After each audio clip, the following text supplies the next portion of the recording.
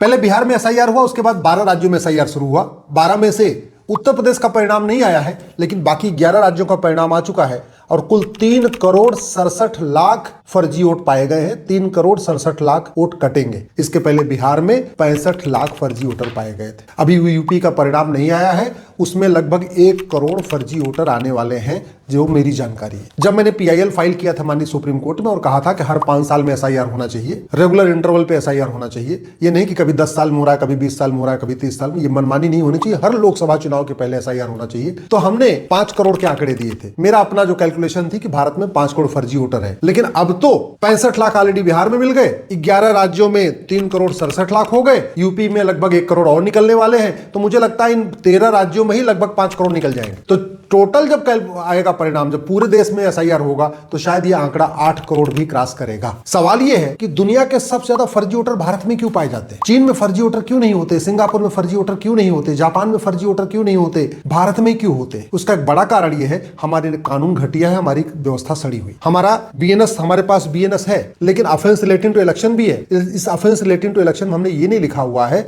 कि फर्जी voter ID बनवाना और फर्जी वोटिंग करना एक सीरियस क्राइम है। दुनिया के कई देशों में फर्जी वोटर ID बनवाना और फर्जी वोट करना सीरियस क्राइम है, 5 से 10 साल की सजा होती है। हमारे यहाँ ऐसा कोई प्रावधान नहीं है। फर्जी वोटिंग कोई मतलब सीरियस क्राइम ही नहीं है।